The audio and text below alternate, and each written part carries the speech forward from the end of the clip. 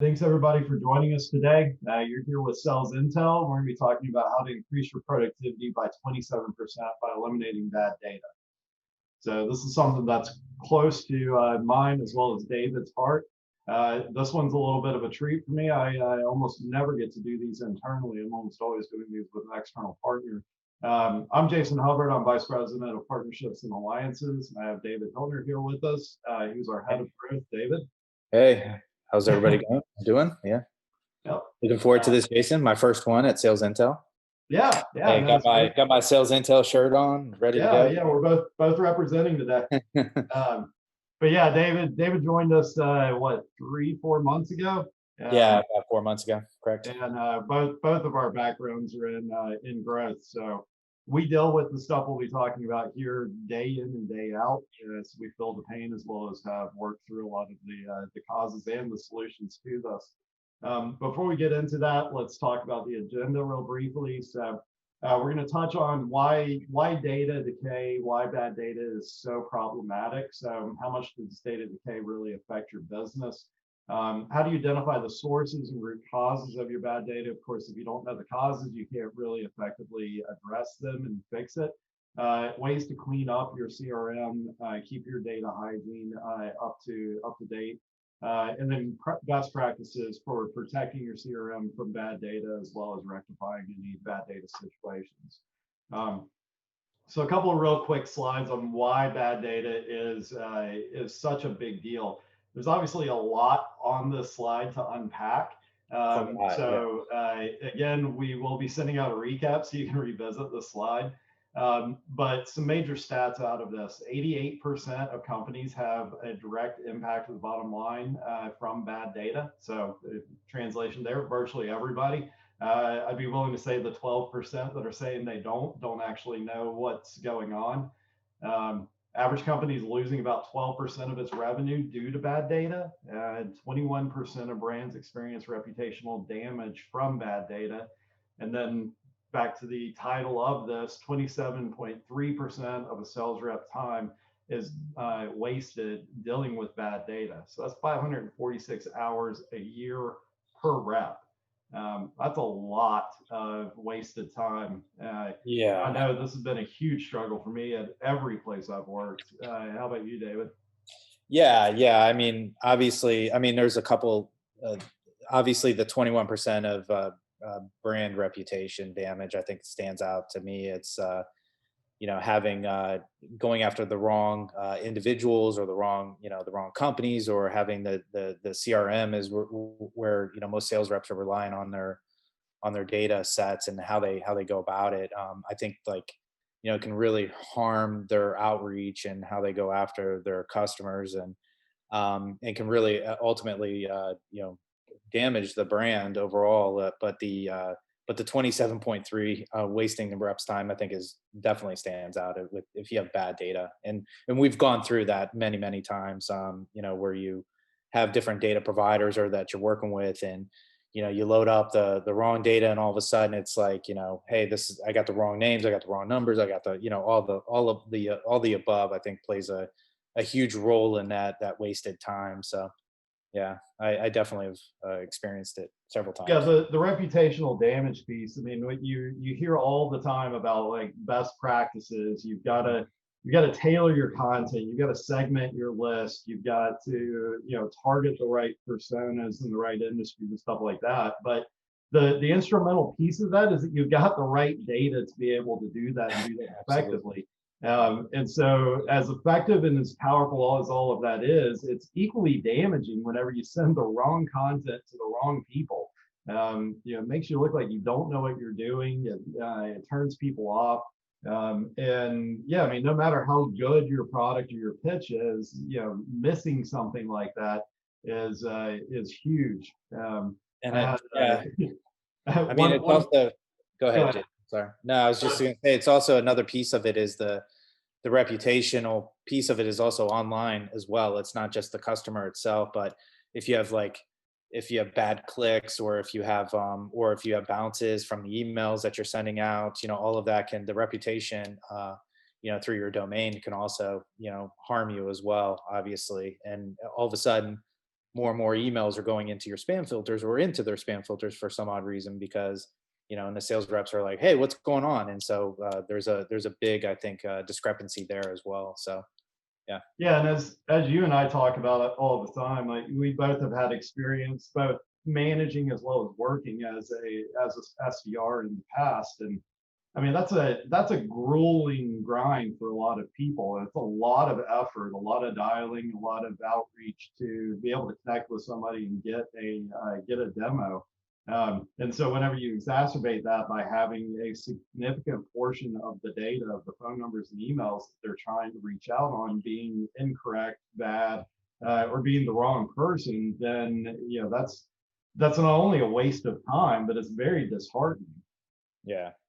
I mean, I totally agree with that. I mean, I think that um, especially the other piece of it too is like, as you're doing any type of outreach, and like you said, there's that piece of it from a personal standpoint when you're going after these companies and most of the data is incorrect.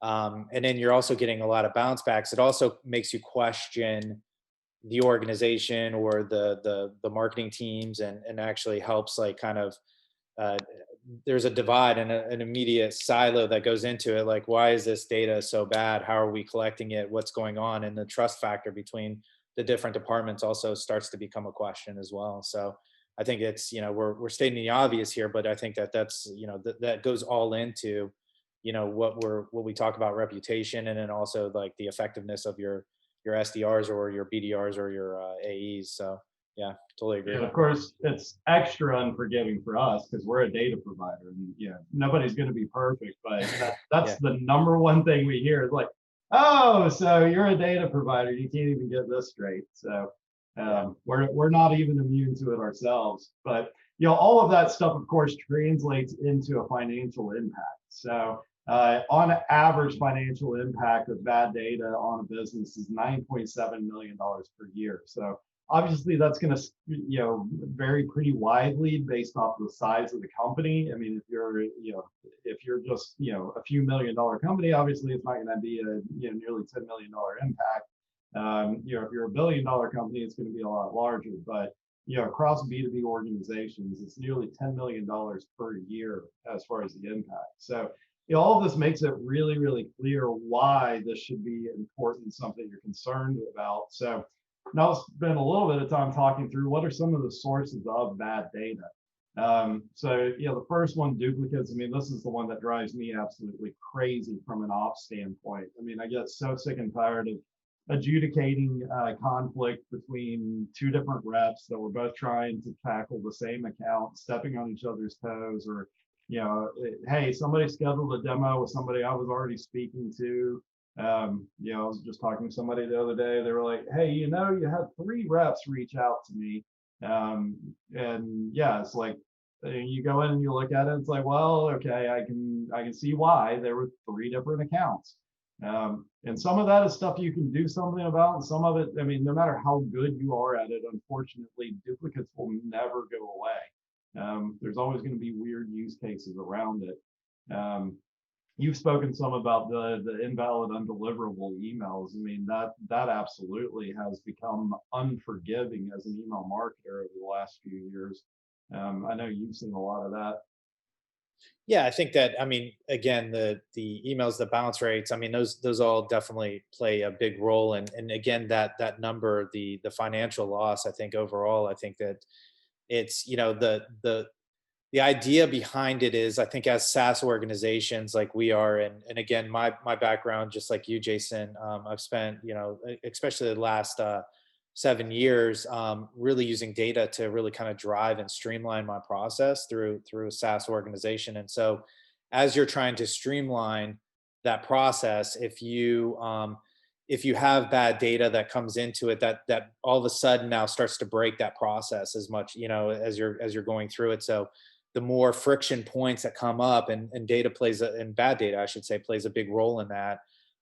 Then all of a sudden now you're wasting time, and I think the SDRs or the BDRs or the AEs start to waste more and more time trying to fill in those gaps, or trying to justify why the data is bad or whatever it may be, and it does slow us down. And so that's especially when you're an emerging type of organization and you're growing really fast, you want to like, kind of put gas on the fire as opposed to stopping it and slowing it down you have to put more manual processes in place to manage that. So again, those manual processes affect the overall effectiveness of the team, and then ultimately the revenue. So Yeah, and it's become absolutely unforgiving when you make mistakes, especially doing it at scale. I mean, you rewind even just 5, 6 years ago, you could get away with loading in, 50, 100,000 new people and have like a 10% bounce rate. And, it might ding you a little bit, but it wasn't something that was going to be a huge deal or something like that. You try and pull something like that now, and you will destroy your domain reputation. It'll take you 3, right. 6, 9 months to recover from it.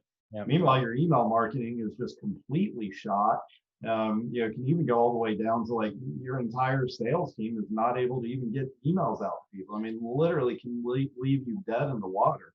Yeah, and as more of these automation or nurturing tools that are going out for the SDRs that are coming out more and more, and they're using them from an automation standpoint or sequences as they're building them out.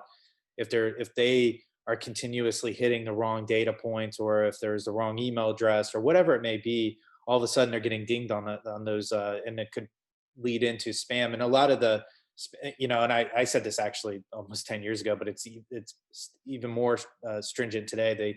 The spam filters they get better and better every single day. And so what they're, and better, maybe a term that's kind of loose here, but they're being more stringent and how they're going out, like the the number of dings that you get if you send a couple emails to the same company, and then all of a sudden 3 of them get dinged because or bounce, then all of a sudden now, where that person no longer works there or whatever it may be, all of a sudden now like you said, your domain reputation is starting to you're starting to, get, and the worst thing you can do is get blacklisted at that point because of what you're doing. So, Yeah, and then the data decay part on this one is another one that a lot of people don't think about. But most people think a lot about, their data sources. Was the data bad from like input? But data decay piece of it, even if your data is 100% completely accurate, 100% complete, no missing gaps, anything like that,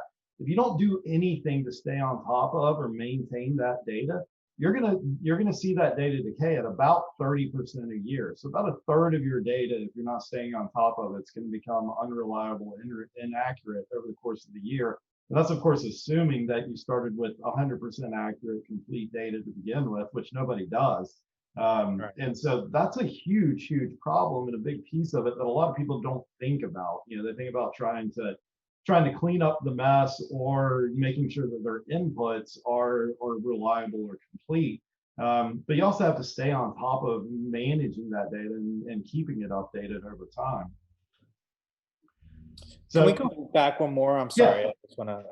I want to talk about the bad numbers too. I think that plays a big role in also the effectiveness. I think in today's day and age, I mean, um, less and less individuals are looking for, they're going through the phone lines, through the office phone lines, especially in a COVID world. I think that mobile numbers become bigger and bigger, or direct lines, or those type of numbers. So if you don't have those, and they're bad or something, that you're getting a lot of disconnects, or you just don't have the right data in your CRM for that connection. I think in a lot of ways, that also is those are big friction points that you're looking at in your automation pieces that you're trying to build out. So again, I think bad numbers, and then also just not having the right number in there, or just becomes a bigger issue. And again, mobile, I think, as it's becoming a bigger, it already is obviously, but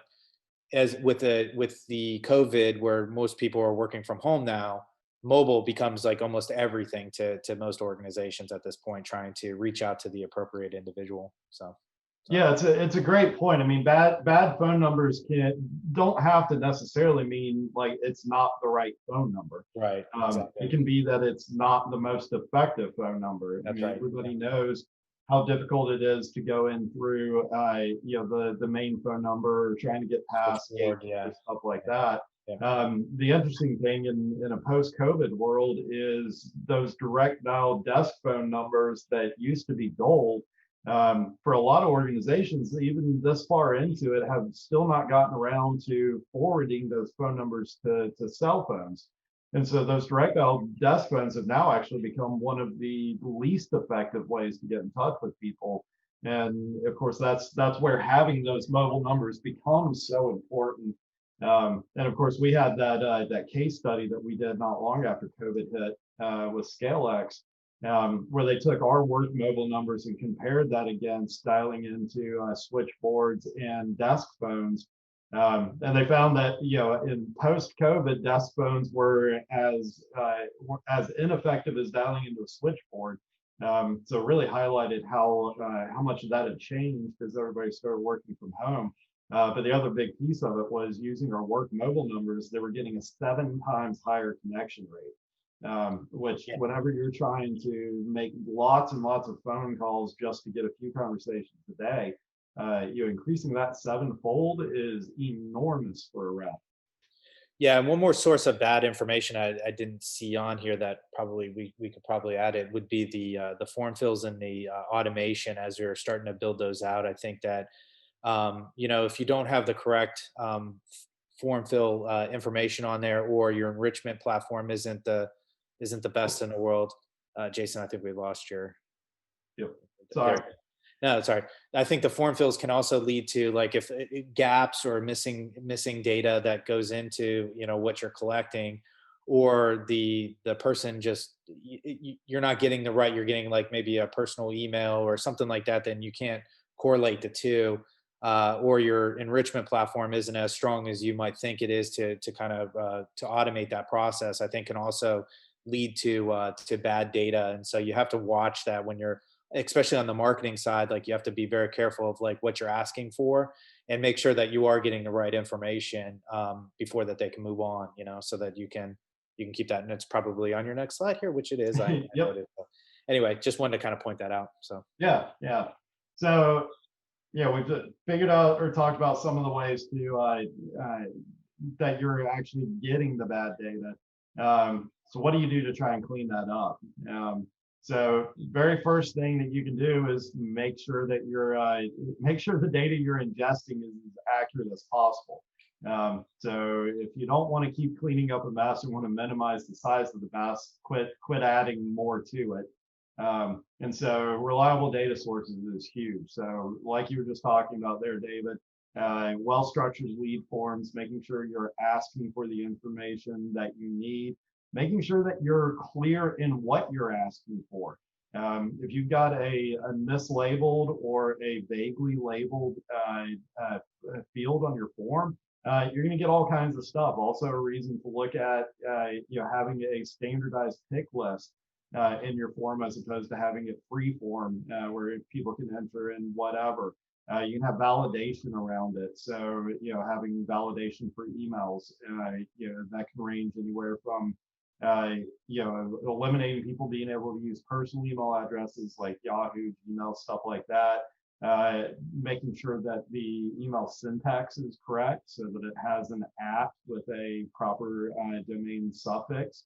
All the way down to there's even some tools out there that will go out and ping that and make sure there's not a bounce back on that email address whenever they enter it before they'll allow it to be successfully submitted. So things like that are hugely beneficial. And then, of course, being able to have a reliable data partner. So somebody like us that has reliable data that you can use to add to your campaigns, can use to enhance the data, automatically enrich it as it's being filled out, and being able to automatically be able to go in and enrich and clean up that data. So if you've got missing data points in the database or that data decay problem, all big ways to try and eliminate as much of this cleanup process on the front end as possible. yeah, I agree with that. And I think that as a prior to even and joining Sales Intel, I've worked with, as worked with quite a few data providers. And I think the biggest area of like actually cleaning it up or actually going after like where there may be missing data or gaps is having that research on demand element that sales intel does offer, which I think that's, just having that as easy as possible would, even if I wasn't at sales intel, it would be a huge benefit for me, just to make sure that that data is clean and that I am ingesting the right, so that by the time it does get to the SDRs or to the AEs, that we have the appropriate information that's necessary. So yeah. Yeah. We touched on enrichment, but quick piece on us internal as a little plug. So uh, we've got enrichment in the portal. You can upload a, CSV, and then we'll return a enriched CSV that you can export and then import into whatever. But we also have a direct integration with Salesforce where we can do it in real time as records are created, or you can schedule it, or you can do batches based off of certain sections of your database. And then the really exciting thing for us is this week we released the same thing for Marketo. So again, being able to do all of that enrichment in an automated fashion to be able to complete as well as update, stay on top of your data in there. Deduping, I talked about deduping being one of the banes of my existence. I hate having to deal with duplicates, but like I said, no matter how good of a job you do with it, you're always going to encounter duplicates. And the most effective strategy that I have found for it is really kind of a two-pronged. You build out as best you can to have automated deduping on the front end as new records are being ingested and created in the system. So you can minimize the number of those duplicates that are coming in. And then you also have a fallback deduping procedure reporting where you can see anything that might have slipped through the cracks, anything that didn't get triggered correctly, and then hopefully identify those fringe cases. That you can never build all of the automation that you need, and a lot of times you're going to need some manual review to figure out, is that truly a dupe or not? Things like organizations that change their name or have multiple naming syntaxes, or may have subsidiary companies, or instances where they may have acquired a company, stuff like that. One of the biggest problems I run into is, there's multiple different domains associated with it, with of course domain being one of the primary ways that you identify duplicates. So, what do you do in that scenario? So deduping is always going to be a problem. But a lot of people don't understand or recognize is that having an ABM strategy actually plays into helping to avoid those duplicates. So, if you're juggling multiple different objects, so to speak the syntax of Salesforce, if you're dealing with leads and contacts and accounts as separate objects, separate entities, then you've got a whole lot more space for duplicates to occur. You also have a whole lot more opportunity for reps and people within the organization to step on each other's toes and duplicate efforts. Because for anybody that's not familiar, a lead does not attach itself to an account. So all leads are independent of each other, and it's really hard to then do any sort of account-based strategy around any of that. And then, the last one I'll touch on, I'll let you jump in on it, David, is culture. And this is one that's vastly underappreciated. But no matter how good of a job you do with any of this stuff, no matter how many tools, how many processes, whatever, if you do not have a company culture that puts value and priority around data hygiene, you're only going to get so far. You have to have that be a priority where people are going to put in the actual manual effort to fix stuff that's wrong. I mean, and another huge piece of it is, no matter how well you build this stuff out or design it, stuff's gonna break. Stuff's gonna fall through the cracks. And your frontline defense of that are your reps that are actually in there using that data on a day-to-day basis. So they're the ones that can give you early warning signals that something isn't quite right and you may have missed something. Yeah, I would agree with that, Jason. I think that's and especially, and again, more in today's day and life of how an organization is built. You have so many hands in the CRM nowadays, like where you have like, SDRs, you have AEs, you have CS, you have, everybody is like everybody in the organization pretty much has their hand in it. And as new accounts come in, or And if you're not able to, and you don't have a strong culture and understanding exactly like who, who should be manually entering this stuff, or who should be, if there are systems that are being made that are put in place of handling some of the automational pieces of it within the different departments, all of that plays a big role. And it really comes down to just really kind of strategizing, understanding like how people are entering it in, what they're doing with the data, and then again, just making sure that everybody is aware and having those reports and showing like, hey, look, this is what we have, this is what we're working towards, and just kind of knocking it out in a systematic way with each of the stakeholders within the different departments. So I think that all of that plays a huge role in like keeping up to date on the process. And it's not a, I think it's an imperfect science. I think you'll always have some level of like but it's something that you strive at to, as an organization, to work around those efficiencies that you're working to really kind of drive, again, like the overall, like, so that you don't get those duplicates. Because again, I think the duplicates, um, and those organizations, especially similar ones that maybe sister organizations of each other too, where they're, you're not 100% sure if that they own this other company too, and it's the same organization, they just live in they have different names and everything. I think that also plays kind of a big role in the duplications and how people are going about it. So I think, again, just having that where you can talk to each other, and building that structure of culture where you're a little bit more open, and you can go across, to the SDR side of things as an AE, or CS can go across and talk to them, and say, just really kind of understand, that, whatever data is being put in, that there is a level of like trust between each individual within the different departments. So again, I think that culture piece speaks a big speaks a lot towards handling the bad data, and working out the systematic problems that you might have where other people are getting involved within the different departments. So and then again, automation I think plays a big role in that too, and helping kind of build that too. So manually, like, hey, look, this systematic approach, like where SDR comes in, they have their pieces to fill in, to check out. AEs come in, they verify a lot of the content. The CS does exactly the same thing. So again, it's like it's almost full circle in a lot of ways. So and building those automation pieces where they have to do these things before it can actually move on or go through the next process, I think is super important. So yeah. We're running up on the end of time here, so I'm going to get through this last one really quick. We've got a couple of questions already in there. So last up is, if you are going to consider a third-party solution, whether it's a deduping engine, whether it's a data provider, whether it's an enrichment, whatever. Some questions to ask yourself or ask that provider. How is their data sourced?